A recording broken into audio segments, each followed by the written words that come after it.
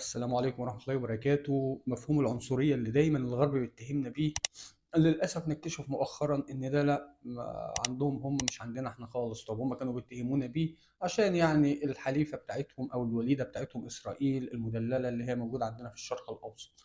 ولكن بعد اللي بيحصل النهاردة في جامعة كولومبيا واللي حصل من 10 أيام، ويمكن معظمنا تابع الحدث ده، الطلبة تجمعوا وتجمهروا وقفة احتجاجية مع تضامنا مع غزة ومع اللي بيحصل في غزة وفلسطين بصفة عامة. طبعا العالم كله ترقب بجامعة كولومبيا، طبعا اللي هي الجامعة الأمريكية.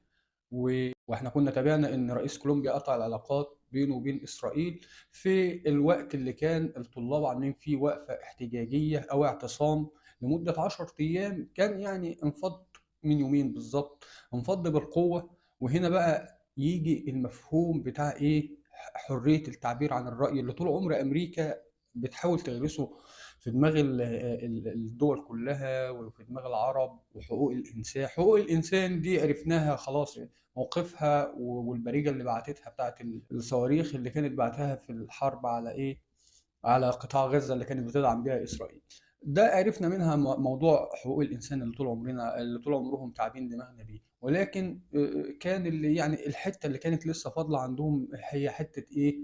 حرية الرأي والتعبير عن الرأي. واللي هو في الحقيقة يعني خليني أكون صادق معاكم، هو برضه ما حصلش الكلام ده قبل كده.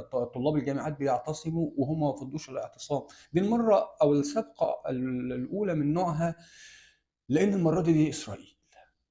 حصل قبل كده على حسب ما قريت معلومات، مرة كان في بريطانيا، مرة كانت واقفة ضد اللي حصل في روسيا وأوكرانيا، مرة مش عارف واقفة إيه. لكن المرة دي تدخلت الشرطة لفض الاعتصام بالقوة وحجز الطلاب ومنعهم من دخول الامتحانات أو تعليق العمل الدراسي بصفة عامة. كان أول ما بدأ الكلام ده كانت جامعة كولومبيا، بعدها طلع أكتر من 40 جامعة حوالين أمريكا، وكان من أشهرهم طبعا اليومين اللي احنا فيهم لسه الاعتصام ده مفضوض امبارح بالقوة، جامعة كاليفورنيا. جامعة كاليفورنيا طبعا احنا عارفين هي من أرقى الجامعات الأمريكية، فلما الطلبة يعتصموا فيها، هنا طبعا احنا كلنا عارفين ان بايدن بيبقى في مشكله هنا، لانه محتاج اصوات الطلاب دول، والطلاب دول النوابغ اللي هيبقوا حاجه. هو اللي ولع العلم قبل كده البريطاني كان الرئيس الامريكي جون كينيدي، وكان طالب ايامها في الكليه وبقى رئيس. يعني حتى الطلاب الموجودين في جامعه كاليفورنيا دول الناس اللي خلاص هيبقوا حاجه في المجتمع الامريكي فيما بعد، فلهم صوت ولهم حق ولهم احترام ولهم تقدير. ولكن عشان المدلله اسرائيل، فضت امريكا الاعتصام بالقوه الاجباريه، لمت الخيام بتاعتهم. وده طبعا علشان المدلله زي ما قلنا بتاعتهم اسرائيل. هي دي امريكا، وهو ده اللي بتحاول تغرسه في عقولنا، حريه الراي والتعبير عن الراي وحقوق الانسان، وهي ما بتعملش بيه بالمره. الغريب يا جماعة في الموضوع، واللي أنا برضه حابب نفسي يعني أنوه عليه، إن أنا ألاقي الدول الأجنبية اللي هي أمريكا اللي هي اليهودية، يعني هم وعاملين الوقفة الاحتجاجية بينادوا بيقولوا أنتوا بتشوهوا صورة اليهودية قدام المسلمين، واللي أنتوا بتعملوه ده لا يبت لليهودية في شيء. دي مجازر، دي إبادة علنية وجماعية. فوقفوا الطلاب وعملوا وقفة احتجاجية تضامنا مع غزة مع اللي بيحصل فيها. وإحنا كعرب، يعني رئيس بوليفيا قطع علاقاته وسحب سفيره من اسرائيل.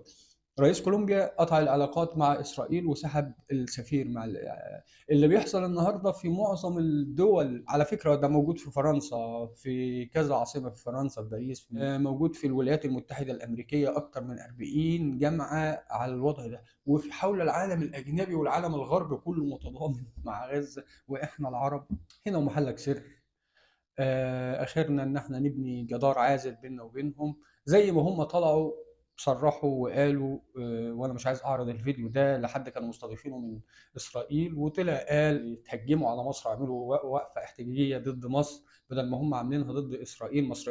مع مصر بنت سور عازل علشان وعلشان وعلشان. فارجو يا جماعه من العرب ان احنا ناخد موقف شويه، ان احنا نتكلم شويه. الاجانب، الغرب، بكل دول العالم النهارده بتتكلم عن غزه وبتتضامن معاها بشتى الطرق، بايا كان، بسحب سفير، بقطع علاقات، بسحب استثمارات، بوقف علاقات، بمقاطعه منتجات. يعني حتى لو برايي، لو باحتجاج، هم الطلبه دول مسكوا سلاح؟ دول عادي معتصمين رافضين للإبادة الجماعية اللي بتحصل في غزة. إحنا العرب موقفنا إيه؟ أنا مش شايف أي موقف خالص. أتمنى لو الدول العربية تكون يد واحدة وتاخد موقف من القضية دي وتنهيها بقى، يعني كفاية الاحتلال الغاشم اللي هو بيعمله. وده كان فيديو سريع حبيت أعمله. طبعا الايام اللي فاتت انا كنت متابع عن كثب ما يحدث، لدرجه والله انا بقيت بنام على نفسي. انا حتى كمان مش عارف اجهز للحلقه، ممكن الصوت يبقى فيه حاجه، التصوير كده مش جاهز خالص، لان كنت متابع اللي بيحصل في الجامعات الامريكيه. كنت بنام على نفسي وانا قاعد بس وانا متابع، فحبيت اتكلم عن الموضوع ده واقول يمكن تكون شراره من عندي او من عندك انت يا مشاهد او من عند غيري، ان احنا نبتدي نشوف ممكن نعمل وقفه احتجاجيه، ممكن نعمل اعتصام، ممكن نعمل مقاطعه، بايدنا نعمل حاجات كتير وبإيدنا نحرك الحجر.